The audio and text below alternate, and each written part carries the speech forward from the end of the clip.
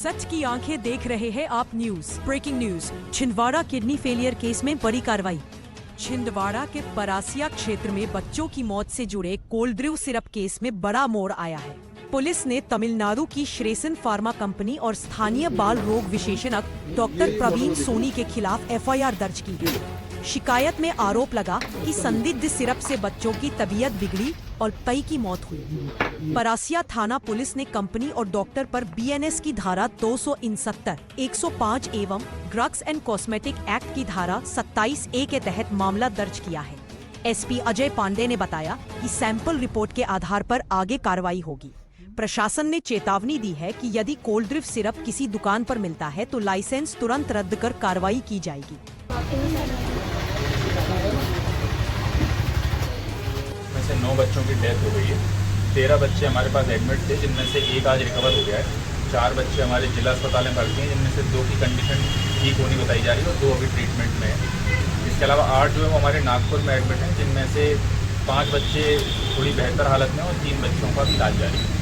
Biopsy report भी आ गई है। इसी रिपोर्ट से बस इस बात की पुष्टि हुई है जो भोपाल की और दिल्ली की टीम आई थी उनसे भी हुई थी कि जो पहले कंफ्यूजन चल रहा था कि एक एक्यूट एन्सेफेलाइटिस सिंड्रोम AES और kidney infection AKI acute kidney injury, इन दोनों में कंफ्यूजन चल रहा था कि एग्जैक्टली क्या है। तो बायोप्सी रिपोर्ट से पुष्टि हुई कि किडनी से संबंधित बीमारी ही है।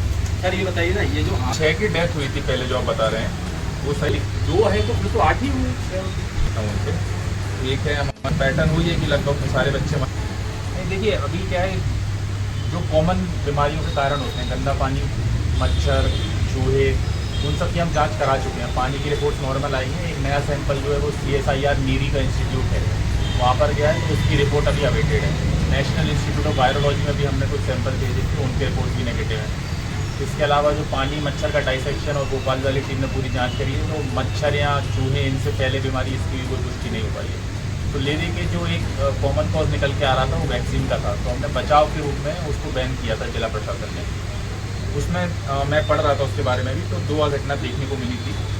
CDC centre for disease control की स्टडी थी, जिसमें गैम्बिया में इंडिया से कोई वैक्सीन सिरप इंपोर्ट की गई थी। तो उसमें भी सेम पैटर्न देखने को मिला था कि जो बच्चे थे उनके वो भी छोटे छोटे से थे, जिसमें से उनकी 75% जो अफेक्टेड पॉपुलेशन थी 2 से 3 साल की थी। सिम्टम्स भी वैसे ही देखने मिलते हैं जैसे हमारे यहाँ, जैसे फीवर, वोमिटिंग, डायरिया, उल्टी, दस्त, खांसी, बुखार का था, जो बाद में चल के क्रिएटिन बढ़ जा रहा था और एनूरिया जिसे हम कहते हैं पेशाब रुकने की समस्या और शिकायत आ रही थी।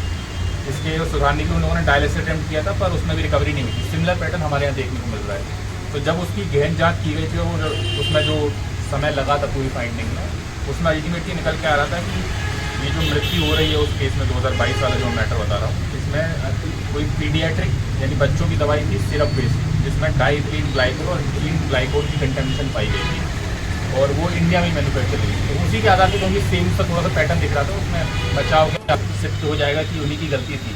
अभी तो हम बचाव के मोड में हैं, तो बचाव के मोड में हमने उस दवाई की बिक्री रोक दी है और सैंपल्स हमने ड्रग इंस्पेक्टर के माध्यम से जाँच के लिए भेज दी है। अब देखिए दवाई जो है वो काफ़ी समय से चल रही है, वो